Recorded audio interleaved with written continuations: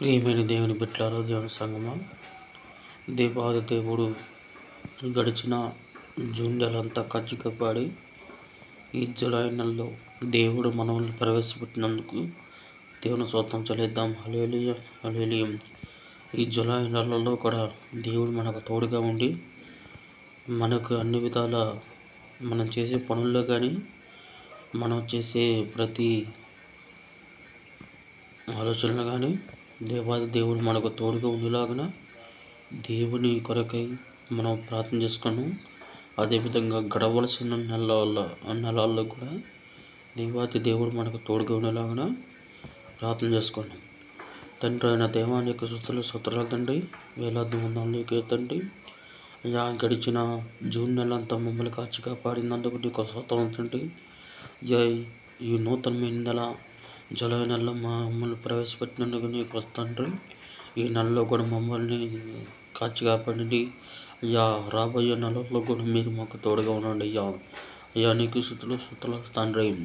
అయ్యా, నెలలో గడుస్తూ ఉండగా సమయము అయ్యా గడిచిపోతూ ఉండగా అయ్యా నీ మాటలు మేము ఎంతగానో విని అయ్యా నీ యొక్క ప్రకారము మేము జీవించలాగా మీకు అందించండి.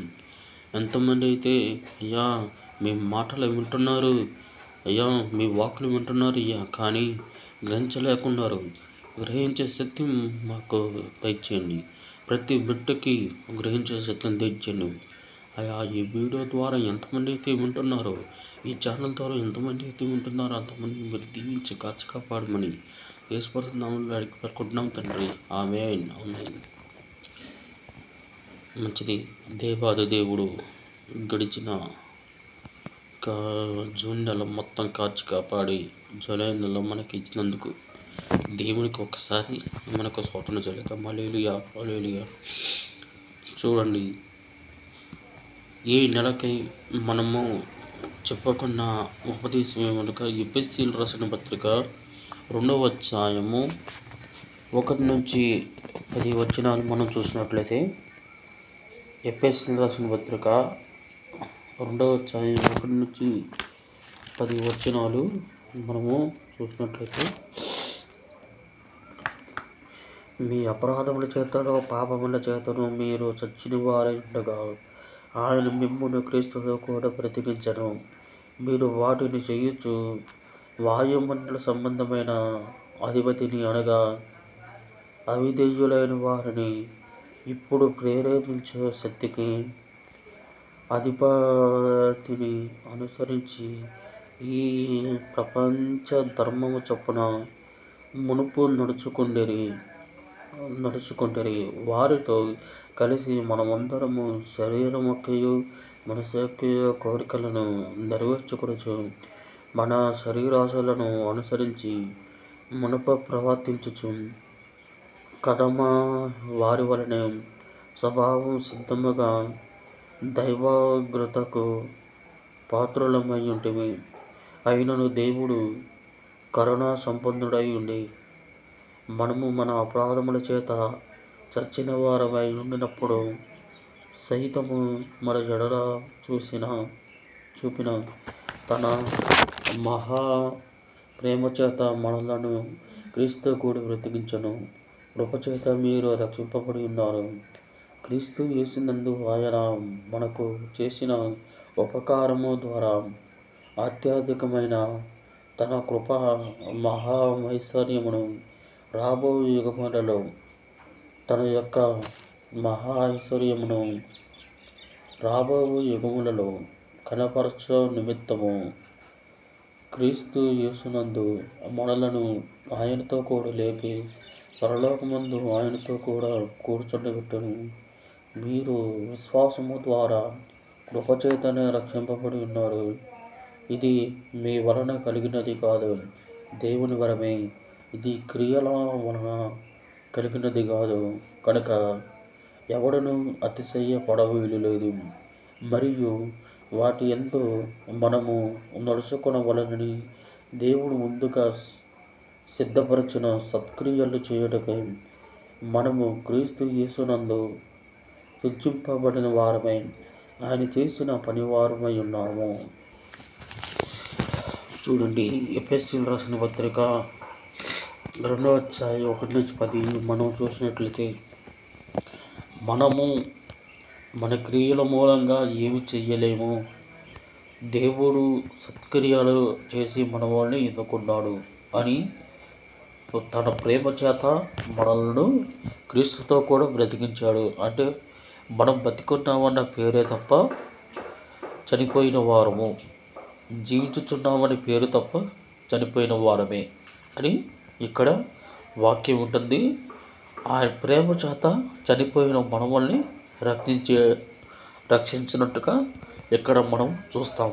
అదేవిధంగా 11-22 చూసినట్లయితే, కాబట్టి మునుపు శరీర విషయంలో అన్యజనుల నుండి శరీరమందు చేతితో చేయబడిన సున్నతి గలవారు అనబడిన వారి చేత సున్నతి లేని వారు అనబడిన మీరు ఆ కాలమందు ఇశ్రాయేలుతో సహపౌరులు కాక పరదేశులను వాగ్దాన నిబంధనలు లేని పరజనులు నిరీక్షణ లేని వారును లోకమందు దేవుడు లేని వారై ఉండి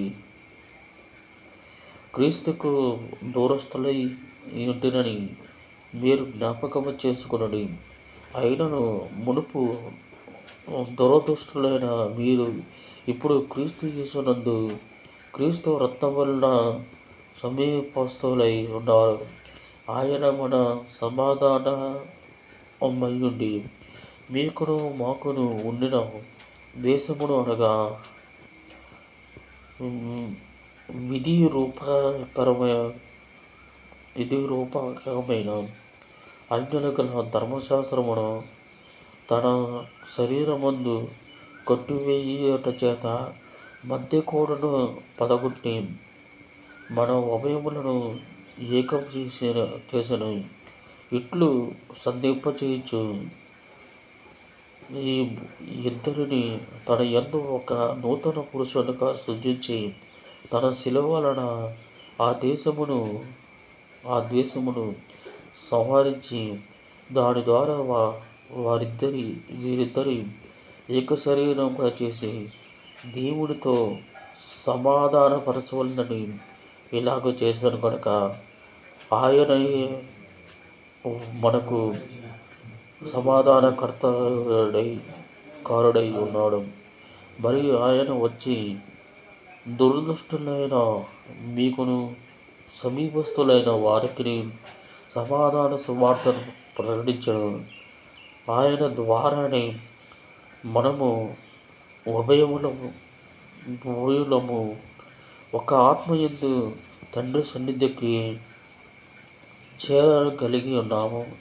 కాబట్టి వీరిక మీదట పరాజనులను పరదేశులనై ఉండగా పరిశుద్ధులతో ఏక పట్టణస్థులను దేవుని ఇంటివారై ఉన్నారు. క్రీస్తు యేసు ముఖ్యమైన మూలరాయి అయి ఉండగా అపోస్తలులు ప్రవక్తలు చేసిన పునాది మీద మీరు కట్టబడి ఉన్నారు. ప్రతి కట్టడమును ఆయనతో చక్కగా అమర్చబడి ప్రభువునందు పరిశుద్ధమైన దేవాలయం ఒకటకు వృద్ధి పొందుచున్నది. ఆయనలో మీరు కూడా ఆత్మ మూలంగా దేవునికి నివాసులై ఉండుటకు కట్టబడుచున్నారు. కట్టబడుచ అనే మాటని ఇక్కడ మనం చూస్తాం. అనగా సంఘంలో కట్టబడాలి, దేవునిలో కట్టబడాలి అనేది ఇక్కడ మనము చూస్తూ ఉన్న మాటలు. అదేవిధంగా 6వ అధ్యాయము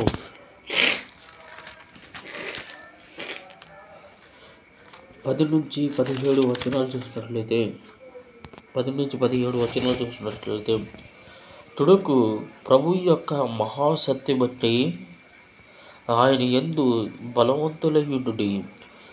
మీరు అపవాది తంత్రములను ఎదిరించుటకు శక్తివంతులాగునట్లు దేవుడిచ్చు సర్వాంగ కవచమును ధరించుకోండి. ఏలయనగా మనము పోరాడినది శరీరంతో కాదు కానీ ప్రధానులతోనూ అధికారులతోనూ ప్రస్తుత అంధకార సంబంధులకు లోకనాథులతోనూ ఆకాశమండలం ముందున్న దురాత్మల సమూహముతోనూ పోరాడుచున్నాము. అందుచేతను మీరు ఆ పదిహేనమందు వారిని ఎదుర్చుటకును సమస్తము నెరవేర్చిన వారై నిలువబడుటకు సత్యవంతులగునట్లు దేవుడిచ్చి సర్వాంగ కవచమును ధరించుకొనుడి. ఎలాగనగా మీ నడుముకు సత్యమును దట్టి కట్టుకొని నీతి అను మైమరుపు తొడుక్కొని పాదములకు సమాధాన సువార్త వలనైన సిద్ధ మనసును జోడు తొడుక్కుని నిలువబడుడి. ఇవన్నీ కాక విశ్వాసమును నాలు పట్టుకుని దానితో మీరు దుష్టుని అగ్ని బాణములన్నిటిని ఆర్పుటకు శక్తివంతులగుదురు. మరియు రక్షణయను శిరావస్త్రమును దేవుని వాక్యమును ఆత్మ ఖడ్గమును ధరించుకుని మనం పోరాడేది ఎవరితో అంటే శరీరంతో కాదు కానీ ఆత్మ సంబంధమైనది. అదేవిధంగా దురాశ, అపవాది తంత్రాలు, అంధకారముతో, ప్రధానులతో, శరీరులతో, ప్రస్తుత అంధకారంలో ఉన్న వారితో, లోకనాథులతో, ఆకాశ మండలతో, దురాత్మలతో మనము పోరాడుచున్నాము. కాబట్టి దేవుడు మనకిచ్చే ఖడ్గాలు అనగా రక్షణ అనే ఒక కవచంతో, ఆత్మ అనే ఒక ఖడ్గంతో మనము మన శత్రువులని ఓడించవచ్చును. అదేవిధంగా చూడండి,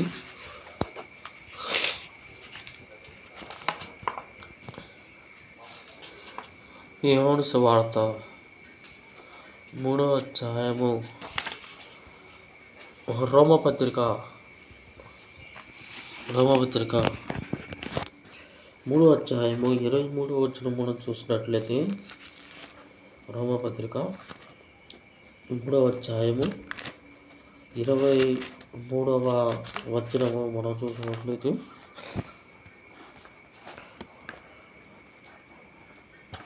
ఏ వేదమును లేదు, అందరూ పాపం చేసి దేవుడు అనుగ్రహించు మహిమను పొందలేకపోతున్నారు. దేని వర్షం సూత్రంగా ఇక్కడ ఏమంటాడు? ఏ భేదము లేదు, అందరూ పాపం చేసి ఉన్నారు. అందరూ పాపం చేసేవారు. ఎవరు కూడా ఈ లోకంలో పరిశుద్ధులు లేరు, ఒక దేవుడు తప్ప. కాబట్టి అందరూ పాపం చేసిన వారివే కనుక దేవుడిచ్చు మహిమను మనము మన యొక్క సొంత క్రియల ద్వారా మనము ఏం చేసుకుంటున్నాం? పాడు చేసుకుంటున్నాం. కాబట్టి దేవుని బిడ్డలారా, మన క్రియల చొప్పున నడవక దేవుడి యొక్క చిత్తానుసారంగా బతకడం మనము నేర్చుకోవాలి. అదేవిధంగా యోహాను సువార్త 3వ అధ్యాయం 16వ వచనం మనం చూసినట్లయితే, యోహాను సువార్త 3వ అధ్యాయము 16వ వచనం మనం చూసినట్లయితే,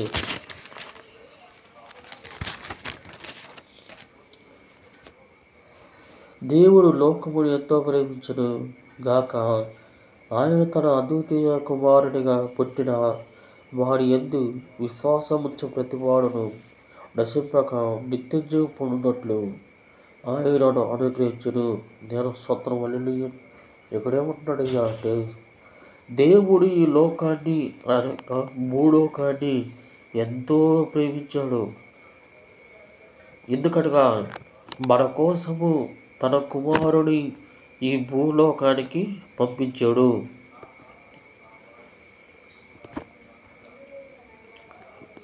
లోకము ఆది కాలంలో చూసినట్లే లోకము శపించబడింది అని చూస్తాం.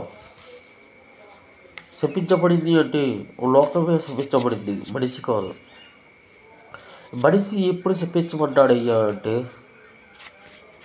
పాపము అనే బంధకాల నుంచి బయటికి రానప్పుడు మనిషి శపించబడతాడు. దేవుడిని యొక్క నమ్మునప్పుడు మనిషి శపించబడతాడు. దేవుడు భూలోకాన్ని ఎంతగానో ప్రేమించాడు. ఎందుకనగా అద్వితీయ కుమారుడు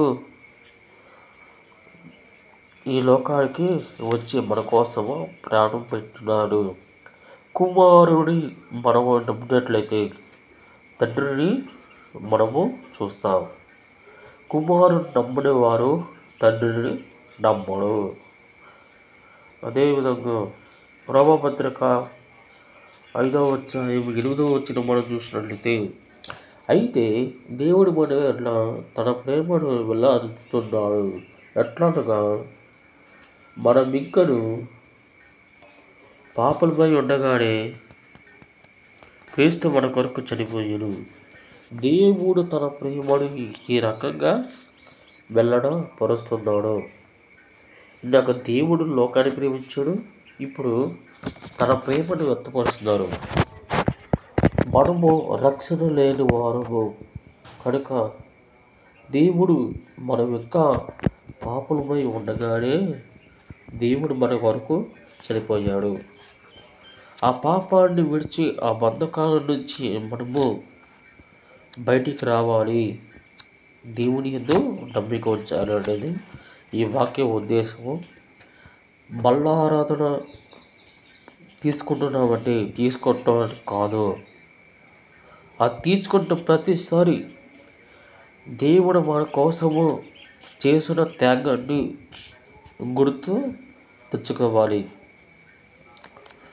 దేవుడు మన కోసం తన ప్రాణాన్ని అర్పించాడు కనుక రొట్టె తీసుకున్నప్పుడు నల్లగొట్టబడ్డ శరీరము, అదేవిధంగా ద్రాక్షారసము తీసుకున్నప్పుడు దేవుడు మన కొరకు చింతించిన రక్తము మనము జ్ఞాపకం చేసుకోవాలి.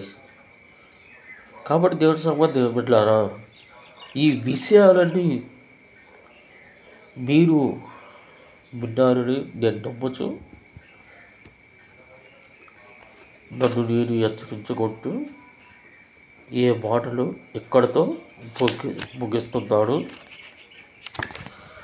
దేవుడు మిమ్మల్ని మీ కుటుంబాన్ని దీవించునుగాక. ఆమేన్.